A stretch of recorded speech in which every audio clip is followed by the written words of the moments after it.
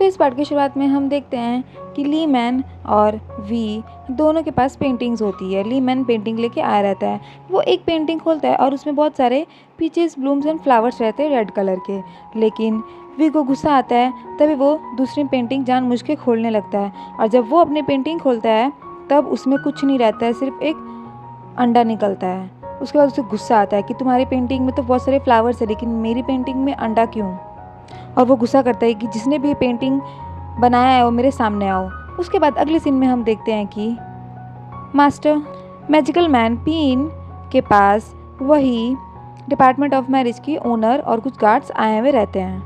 वो पीन को धमकी देने आई हुई होती है और उसे कहती है कि तुम पावर वर्ड मैजिक का अनयूजुअल इस्तेमाल नहीं कर सकते हो और उसका जो भी पावर मैन का ओनर है उसे डिस्ट्रॉय करो, इससे बहुत जन को हानि पहुंच सकती है।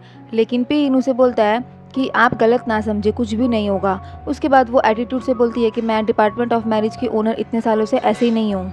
मुझे पता चल जाता है कि अगर कोई भी दो पीपल लव में होते हैं। उसके बाद पीन उसकी इतनी बात नहीं मानता है और वो वहाँ से चकमा दे के उन सब के ऊपर धुआं उड़ा के वहाँ से गायब हो जाता है। उसके बाद हम देखते हैं कि ली मैन और वी पेंटिंग को लेके लड़ ही रहे होते हैं। तभी वहाँ पे अचानक से युआन एक बहुत ही सुंदर महिला बन के, एज ए वुमेन बन के, रेड कलर के कपड़े पहन के उनके सामने आती है और उसके मुंह पे मास्क रहता है। जब वो अंदर आती है तो ली मैन तो देख के उसे पागल ही हो जाता है और उसे लाइन मारने लगता है। जैसे ही वो उसको टच करने जा रहा होता है वहाँ पे वी उसे धक्का मार के रूम से बाहर निकाल देता है और गेट बंद कर लेता है। तभी वी तो समझ ही गया होता है कि ये कोई और नहीं युआन है। उसके बाद वो बोलता है कि तुमने ये सब वुमेन वाले कपड़े क्यों पहने हैं, तुमको शर्म नहीं आ रही? और तुमने इतना मेकअप क्यों किया है, ये सब ज्वेलरी क्यों पहना है, तुम क्या वुमेन हो? उसे ये सब बोलने लगता है ताकि वो शेमफुल फील करे। और उसको नहीं, वी को खुद को ही शर्म आ रही होती है उसे देख के, क्योंकि वो उसे लड़का समझता है कि ये लड़का है। उसके बाद युआन उसे बोलती कि मैंने तुम्हारे लिए इतना सब कुछ किया और तुम मुझे ऐसे बोल रहे हो। पहले मुझे ये बताओ कि मैं कैसी लग रही हूँ इन कपड़ों में, मैं एज ए वुमेन कैसी लग रही हूँ, क्या मैं अच्छी नहीं लग रही? उसके बाद वो अपना मास्क खोलने को कहती है पीछे से। तभी वी पीछे से उसका मास्क खोलता है। जैसे ही उसके मुंह से मास्क उतरता है तभी वो उसे देखता ही रह जाता है। उसका रिएक्शन एकदम बिग रहता है। तभी युआन सोचती है कि ये इतना बिग रिएक्शन क्यों दे रहा है, क्या मैं बेकार लग रही हूँ? और बोलती है कि मैं युआन नहीं, मैं अभी मिस लीन बन के आई हूँ, मुझे एज ए वुमेन देखो, मिस लीन हूँ मैं तुम्हारे लिए। तभी भी उसको एक्सेप्ट करता है एज ए मिस लीन और युआन खुद की तारीफ़ करने को बोलती है जानबूझ के वी को। उसके बाद वो वी का हाथ पकड़ के वहाँ से उसे कहीं ले जाती है और वो लोग सबके सामने रास्ते में भाग रहे होते हैं। तभी अचानक से युआन वी को कठपुतलियों का गेम दिखाती है। युआन को तो ऑलरेडी पता था कि मिस लीन का वी के ऊपर क्रश रहता है। तभी वो उन कठपुतलियों में मिस लीन और वी को ही साथ में लवर्स की तरह दिखाती है। उसके बाद वो वी के पास सामने आती है। तभी बातों ही बातों में वी युआन को बताता है कि वो अपने प्राइवेट स्कूल की बचपन की बातें याद नहीं करना चाहता, वो मेमोरीज काफ़ी बेकार थी। तभी युआन पूछती है कि ऐसा क्यों? तभी वो युआन को सब कुछ बताता है कि वो वही चीज़ इमेजिन करने लग जाता है कि बचपन में उसे किसी ने किडनैप कर लिया था और बंद कर दिया था। वो 3 दिन तक एकदम रूम में बंद था और किसी को भी उसकी कोई परवाह नहीं थी। जब वो बाहर आया तब अपनी सिस्टर के पास और अपने डैड के पास गया था, लेकिन वो लोग तो ऐसे रिएक्ट कर रहे थे कि जैसे उन लोग को कुछ पता ही नहीं है। मैं 3 दिन तक गायब था लेकिन किसी को भी कोई फ़र्क नहीं पड़ा, कोई भी मेरी केयर नहीं कर रहा था। मैं एकदम अलोन ही फील कर रहा था और मुझे ऐसा लगता था कि मेरा इस दुनिया में रहकर कोई भी काम नहीं है। तभी युआन उसे समझाती है और बोलती है कि ऐसा कुछ भी नहीं है, तुम अपने आप को अकेला मत समझो।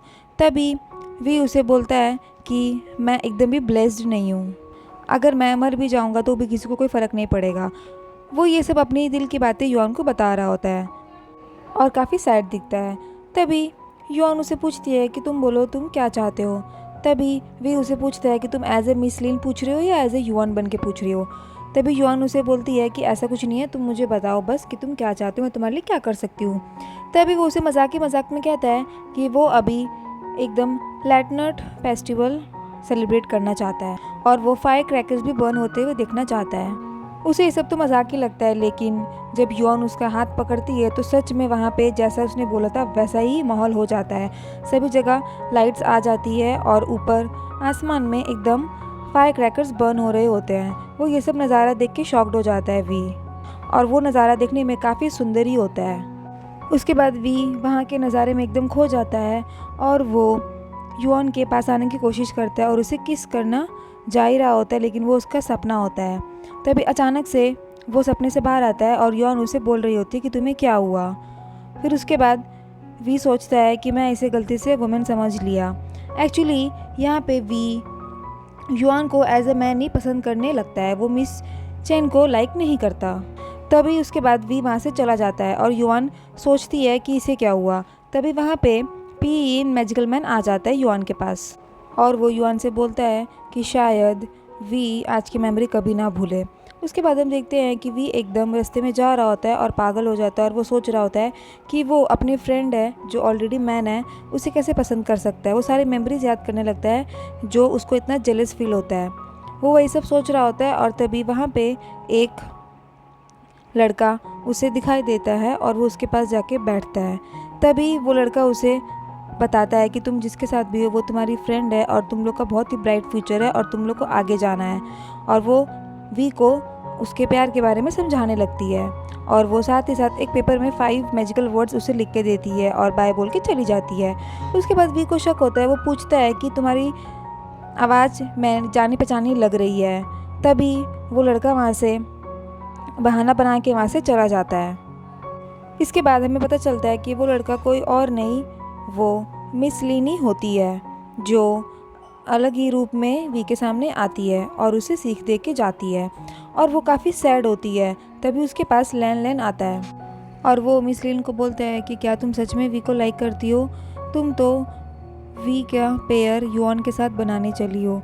इसका मतलब तो ये हो गया कि उन दोनों की लव बॉन्डिंग बनेगी, शायद तुम उसे लाइक नहीं करती। तभी मिस लीन यहाँ पे बहुत सैड होती है और वो उसे अपनी कहानी बताती है कि बचपन में उसे पता चल गया था कि वी को किडनैप करके लेके गया है आउट ऑफ सिटी। वो अपने फादर को जाके बोलती है कि ये वी का मास्क है और वो मिल नहीं रहा है, उसे जाके बचाओ, हमें उसे बचाना चाहिए। उसे एविल मैन ने ले गया है, लेकिन उसके पापा उसकी नहीं सुनते हैं और उल्टा उसे एक प्रॉमिस करते हैं। और फिर उसके बाद एक क्लास में दिखाता है कि जब वी वापस आता है तो उसके फादर टीचर रहते हैं और वी पे एकदम भी ध्यान नहीं देते हैं, चाहे वो कुछ भी करे, उसकी कोई भी केयर नहीं करता था। और इनफैक्ट मैंने भी उसका उस टाइम केयर नहीं किया था। वो ये सब लैन को बताती है और वो खुद ये बोलती है कि क्या तुम सही बोल रहे हो, इसको प्यार नहीं बोलते हैं। और वो ये भी बोलती है कि मैंने ही युआन और वी का पेयर बना दिया है ताकि मेरे बोरिंग लाइफ में थोड़ा सा फ़न हो, मुझे अच्छा लगे।